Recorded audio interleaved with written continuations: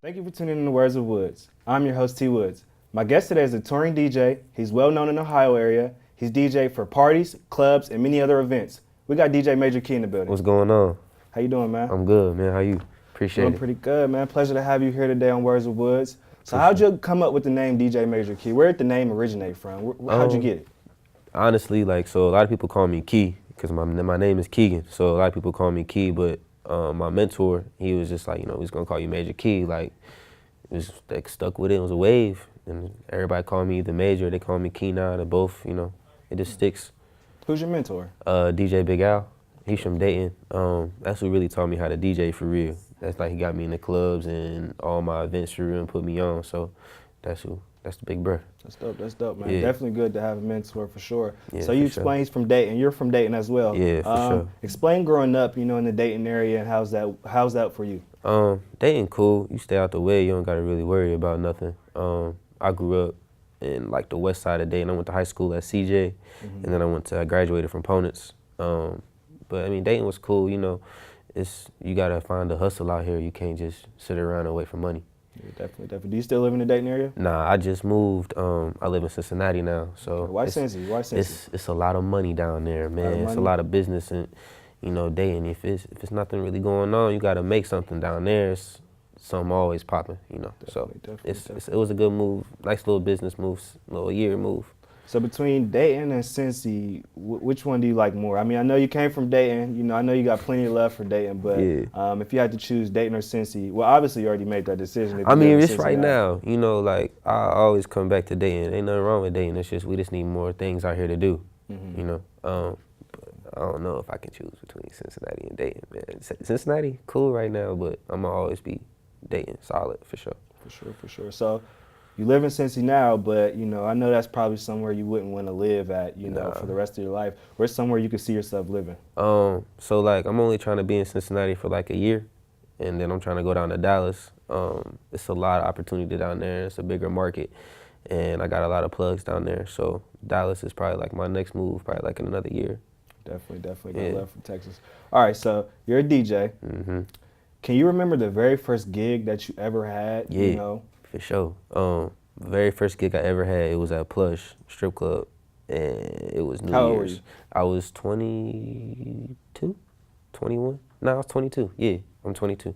I was 22 when that happened. Plush Strip Club, New Year's Eve. It was a movie. That was my first party I ever did. And, how'd you get the gig?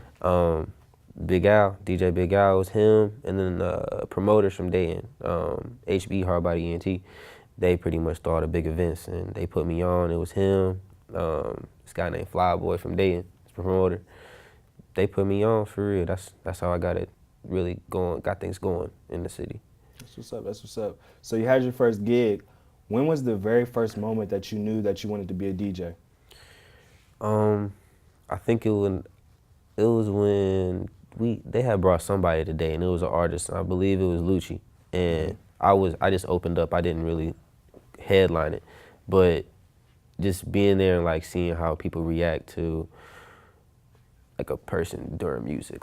So if I'm DJing and I can control the whole crowd, it's like damn, like that's live. Definitely. Like you can change somebody's whole mood. Definitely, the DJ is definitely important. So you actually said you could change the crowd, you change the whole mood. So how important is the DJ in just our culture, period? How important is the DJ?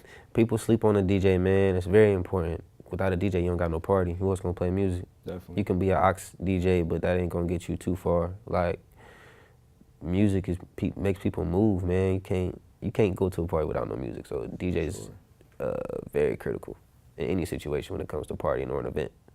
Definitely. You definitely don't want to silence a dead crowd at all. Nah. So all right, if you had to choose, what's your top 5 songs to turn a crowd up? If it's kind of quiet in there, what's your go-to song? What time is it though? Let's say you're the headliner DJ. Headliner, I'm first getting on. Yeah. All right, so what you playing? I'm playing either Dreams and Nightmares. Okay, definitely. That's a good one. Might play Skrilla. I might play That's My Dog. I might play All of a Sudden. March Madness. It's another good one. It's a lot, man. And are those your favorites, or that's just something That's you know just the something like crowd, right now, you know. leans So to? like I'm pretty sure if you walk in the club right now, 12:30, 1 o'clock hit, nobody play Dreams and Nightmares. You drop that, hold on, wait a minute. It's Yeah. the whole club gonna go crazy, you feel me? So I mean right now, yeah. But my like those are probably like my top artists too. Okay, yeah. So what are some of your top artists? Minus say if you had a DJ gig, what are some artists that you listen to now? On the regular? Yep, on the regular. I listen to Fab every day. That's Oh, my yeah, favorite definitely artist got love ever. for Fab. That's my favorite artist ever, hands down. Listen to him. Listen to a lot of Lil Baby. Listen to a lot of Gunna. Gunna on fire right Gunna now. hard. Gunna's definitely on fire right now. Shout out Baby. I listen to him. He from Detroit. Future, Drake. You know, that's the Basics. usual suspects. But yeah, I rock. I listen to a lot of Lil Baby though. That's like I look up to, bro, because he's like my age. So it's like, you know, definitely, you getting this definitely money, doing I his gotta be thing. getting this money too. Definitely doing his thing. So, what's the preparation leading up to an event? How do you normally prepare For a leading up gig? to an event for a gig? It could be a difference. Like say you have a club or a party, or something else. Is the preparation always the same, or do you, go about the preparation a little different, depending on what it is? It really depends on what it is, man. Like a lot of my gigs, I don't go into sets with pre-made mixes or pre-made playlists. You feel me? I go in and it's whatever I'm feeling like and whatever with the crowd talk. I don't go in with a preset. Unless it's like an event where somebody sends me music where they want to hear certain stuff. You feel me? Other than that, it's how I'm The feeling. sidetrack on that, do you get a lot of people that come up to you, while you're DJing an event, like, hey, play this, play that, play that? Yeah. Do you ever listen to it and It take it into depends, consideration? man. It or? depends. After a certain time, I stop taking requests because after a certain time, I'm in my zone. You feel me? So you gonna hear what you want to hear. And a lot of people want to come up to the DJ booth and ask, "Can you play a song?" And they want you to play it right then and there. Like I might have already played it, or I'm gonna play they it. just You want you gotta there, yeah. chill. Like you gotta vibe. Let the party vibe. It's a build up. So For sure. So, you prepare for a gig. What's something that's difficult to you, the whole process of DJing, or something that you may go through that may be tedious for you when you're DJing? to be honest with you, man, the only thing that's really tedious is when people get in the way. Like, or if I got an annoying host or something. But like, other than that, man, if you adamant about what you're doing and you focus on what you're doing, man, you really don't got no problems. Like, main things I really got to keep up with on the DJ side is just keeping up with new music. Know what people are listening to on the regular. Other than that, it's not that. How do you feel about a lot of people being behind the DJ booth? I know a lot of DJs, they kind of complain about it. Yeah. If a lot of people are on stage behind the booth, does that help turn you up, or is that something that kind of bothers you? It depends on what type of energy behind the booth, man. I done been in parties when there's been people that's not even supposed to be behind the booth, and it's just like, why are you here? But then it's like, you got the certain people. You got a host that's doing the right shit. You got a nice little group in the booth that's turned, and it's not no wild. It's cool. It's a nice little vibe, bro. Definitely. Just the extra Always gotta bumping have into good me. vibes. Yeah, you don't want all the extra bumping into the booth, people knocking drinks Messing up over the your equipment. turntables. Like, man, you be ready to, That stuff expensive too, man. dumb expensive. Definitely expensive. So but I it's- definitely respect the craft and everything. Besides DJing, what else do you like to do for fun when you're not DJing? What's something that you occupies your time when you're not DJing? Man, to be honest, I kick it a lot. I work on music. Me and my artist, outside of DJing, I have a couple artists I look over in this. We do a lot of music. That's what I really put a lot of focus on when I'm not doing Who are some of the DJing artists? stuff. Real Young King, he's from Dayton. Him, Miles Owens from Cleveland.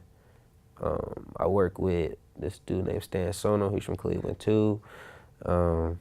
Anybody under our little affiliation that me and King have, we got Chop, we got Costa. I work with a lot of artists. What's up, man? I've learned definitely just this type of business, you don't have to be a DJ, you have to be an artist, but you definitely have to keep those good relationships with people and build those bridges and not burn them. Definitely. So where do you see yourself in 5 to 10 years from now? What is the ultimate goal for everything that you're doing? I'm trying to be in Dallas or in Vegas somewhere, man. I'm trying to be resident DJ somewhere like Dress or like a big club, I ain't trying to be sitting around here in Ohio. I'm trying to be out here. Work hard, you can be able to get there. For sure. Who's somebody that you're willing to work with or want to work with in the future? As in like, As an artist, a DJ? Artists I want to work with, DJs I want to work with. Yeah. I want to work with DJ Esco, for sure. Definitely I look up to him a lot. Work with him. I want to work with Future for sure. You know, that's like you know, have some type of set I do for Future, or like a show I'm DJing this Future. You know, I've DJed for a lot of artists and opened up for a lot of artists, but like there's still some people on my list. So, yeah. If you could remember, like, not to discredit any other event that you did, what's one of the favorite gigs that you have in the previous past? Like, what's one of your favorites? To be honest with you, like, I didn't rock some parties, did a lot of big stuff, but like my favorite event I ever did is my party I threw this year. It was in February. It was in Cincinnati, first party I ever threw under my name, and it was crazy. Were you nervous? We packed out. Nah, I wasn't nervous at all because the promotion was doing good. Like everything was moving in the right direction for the party. And then when it hit, when everybody came, it was just like, it was sold out, man. It was a banger. That's probably the best party I done DJ too. Speaking of promotion and stuff like that, obviously, you know, it's a host job to promote, but you know, you do your fair share of promoting and stuff like that as well. That definitely plays an importance. Do you think that plays an importance, you know, leading up to an event, basically like the promotion of the event? Yeah, for sure. Because if you pushing your brand, you're going to push whatever you're doing for your brand. So if I got a gig coming up and they like, all right, we got to sell, you know, this needs to be good. I'm going to promote this like it's like my party. My name on it, why not? Yeah, definitely. My name on something, man. I worked hard for my name to get on some things, man. So it's big for promo, for sure. For sure. Anything leading up in the future for you? Any major events that you have going on? We got G Herbo coming to Cincinnati November 23rd. I'm DJing that. We got some other things coming in. We're trying to work on Side Eye Baby coming down here too. Just trying to get a venue locked in. But we got some things coming up, man. DJ Major Key got some heat coming for sure. For sure. Where can people follow you at on social media if they want to find you and, you know, do some business with you? DJ Magic Key _ on all social media. My website's on there, djmagicKey.com. That's pretty much the best way to get a hold of me for any type of business. Special thanks to DJ Major Key for stopping through Words with Wiz today to shine some of the light on the DJ culture. Until next time, see you later.